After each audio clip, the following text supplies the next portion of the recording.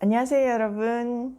오늘은 이사야 6장입니다. 저는 오늘 새벽 이사야를 보면서 사람의 인생은 하나님을 얼만큼 안야에 달렸다는 것을 다시 한번 생각하게 됐습니다. 그럴 수밖에 없는 것이요, 하나님은 창조주시고 사람은 피조물이잖아요. 이거 하나님은 영원에서 영원을 사시고 사람은 어떤 정해진 구간을 살잖아요. 그러니까 하나님의 생각과 사람의 생각은 정말 하늘과 땅 차이만큼 있는 거고, 동이 서에서 먼 것처럼 정말 다른 건 거예요. 그런데 우리의 생각이 하나님의 생각으로 변화된다면 그의 인생은 완전히 다른 인생을 살 수 있는 거죠.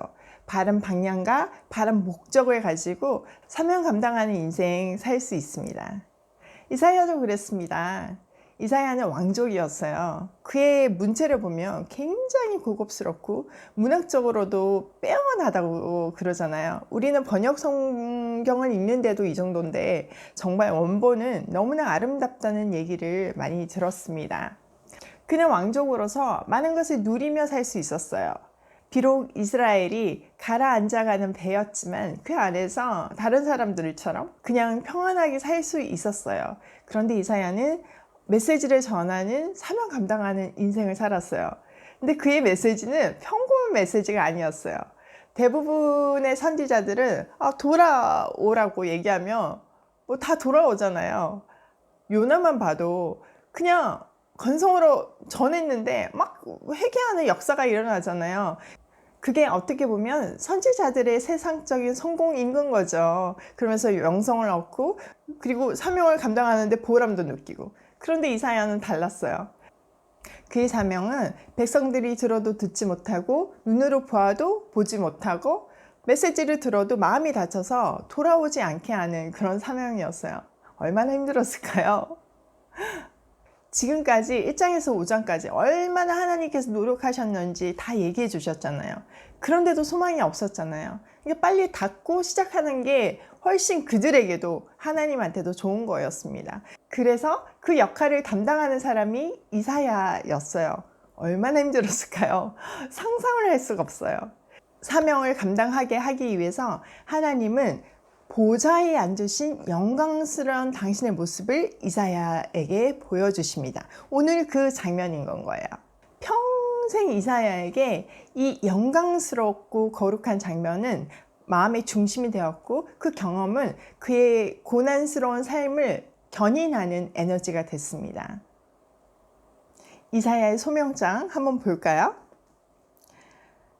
우시야 왕이 죽던 해에 내가 본즉 주께서 높이 들린 보좌에 앉으셨는데 그의 옷자락은 성전에 가득하였고 스랍들이 모시고 섰는데 각기 6날개가 있어 그 둘로는 자기의 얼굴을 가리었고 그 둘로는 자기의 발을 가리었고 그 둘로는 날며 서로 불러 이르되 거룩하다 거룩하다 거룩하다 만군의 하나님이여 그의 영광이 온 땅에 충만하도다 하더라. 이같이 하답하는 자의 소리로 말미암아 문지방의 터가 요동하며 성전의 연기가 충만한지라. 네, 이게 그 보좌에 앉으신 하나님을 본 장면입니다. 하나님의 영광이 성전 가득히, 하늘 가득히 충만하게 있는 것을 봤어요. 2절에 등장하는 스랍들은 하나님을 보좌하는 존재들이잖아요. 그들조차도 차마 영광스러운 하나님을 뵙기가 어려워서 두 손으로 얼굴을 가리고 두 손으로 발을 가리고 하나님을 보좌하고 있는 건 거예요. 6날개에서 4개는 자기를 가리우고 두 손으로 하나님을 보좌한다는 것은 굉장히 큰 메시지가 있는 거예요. 회개가 너무 중요하다는 거죠. 자기의 존재를 정확하게 아는 것이 얼마나 중요한지를 보여주는 겁니다. 그들이 하는 게 뭐예요? 거룩하다, 거룩하다, 거룩하다.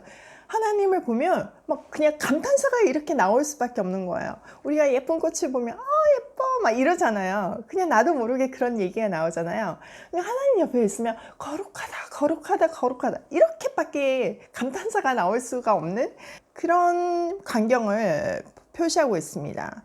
그래서 하나님의 영광이 충만하니까 그 충만한 광경을 보고 이사야가 5절에서 얘기합니다. 그때에 내가 말하되 하루다 나여 망하게 되었도다.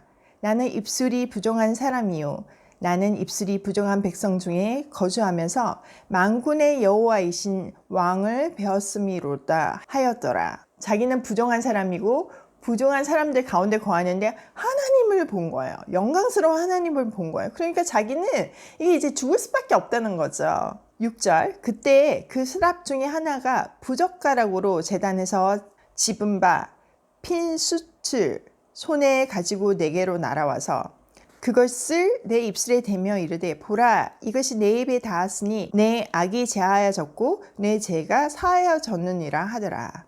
부정한 이사야를 정결케 해주신 건 거죠. 8절에 보세요. 내가 또 주의 목소리를 들으니 주께서 이르시되 내가 누구를 보내며 누가 우리를 위하여 갈까 하시니 그때 내가 이르되 내가 여기 있나이다. 나를 보내소서 하였더니 이 영광스러운 장면을 목격하고 감격해 있고 또 자기의 모습에 두려움을 느꼈는데 죄를 사하여 주셨잖아요. 정결케 해주셨잖아요. 그런 상황 속에서 주님께서 내가 누구를 보내며 누가 우리를 위해서 갈고 이렇게 얘기하니까 이사야가 제가 여기 있나이다. 저를 보내주십시오. 이렇게 얘기를 하는 겁니다. 감격에 겨워서 내가 여기 있나이다. 저를 보내주시옵소서. 그렇게 얘기하는 겁니다. 그러자 하나님께서 그의 사명을 바로 주십니다. 여호와께서 이르시되 가서 이 백성에게 이르기를 너희가 듣기는 들어도 깨닫지 못할 것이요 보기는 보아도 알지 못하리라 하며 내 백성의 마음을 둔하게 하며 그들의 길을 막히고 그들의 눈이 감기게 하리라. 염려하건대 그들이 눈으로 보고 귀로 듣고 마음으로 깨닫고 다시 돌아와 고침을 받을까 하노라 하기로. 네, 이렇게 얘기하는 거예요. 그러니까 이 영광스러운 모습을 보고 이사야는 자기가 이렇게 회개의 메시지를 전하면 그들이 돌아오겠구나, 그런 사명을 주시겠구나, 그렇게 기대를 한 거죠. 그런데 막상 주신 거는 뭐예요? 메시지를 선포하는데 백성들이 듣지도 않고 백성들이 돌아오지 않게 하는 거, 이게 그의 사명이라는 건 거예요. 10절에 보면 귀, 눈, 마음이 모두 닫히는, 그들을 강팍하게 만드는 그 역할을 하는 게 이사야의 사명이라는 거예요. 얼마나 기가 막히겠어요. 그랬더니 이사야가 11절에서 얘기합니다. 내가 이르되 주여 어느 때까지니까 하였더니 주께서 대답하시되 성읍들은 황폐하여 주민이 없으며 가옥들에는 사람이 없고 이 토지는 황폐하게 되며 여호와께서 사람들을 멀리 옮기셔서 이 땅 가운데 황폐한 곳이 많을 때까지니이다. 이렇게 얘기하시는 건 거예요. 그러니까 다 망할 때까지, 완전히 황폐해질 때까지 그의 사명은 끝까지 이렇게 유지된다는 거죠. 13절 그 중에 10분의 1이 아직 남아 있을지라도 이것도 황폐하게 될 것이나 밤나무와 상수리나무가 배임을 당하여도 그 거루터기는 남아 있는 것 같이 거룩한 씨가 이 땅의 그루터기니라 하시니라. 아멘. 이렇게 얘기하시는 거예요. 이게 뭐예요? 남은 자 사상이잖아요. 다 배임을 받고 다 황폐해져도 하나님이 남겨두신 그런 존재들이 있다는 거예요. 하나님이 남겨주신 남은 자들이 있다는 건 거예요. 나무가 완전히 배임을 받았지만 거기에 거룩한 씨가 새로운 시작을 하게 된다는 겁니다. 우리가 이 싹에 대해서는 이미 얘기를 들었잖아요. 그런데 다시 한번 이 남은 자 사상을 얘기해 주시는 겁니다. 다 망해도 하나님의 사람들로 인해서 하나님 나라가 영원히 유지될 거다, 이 얘기를 하시는 거죠. 이사야의 인생은 세상적으로 보면 완전히 실패한 인생이었습니다. 그의 메시지를 듣고 돌아오는 사람도 없었고 심지어는 공감하는 사람도 없었어요. 그러니까 그의 인생이 얼마나 외롭고 험난했을지 우리는 상상을 할 수가 없습니다. 게다가 므낫세에 의해서 순교당했잖아요. 그런데 놀라운 것은요, 그의 세상적인 실패는 하나님의 눈에는 완전한 성공이었다는 건 거죠.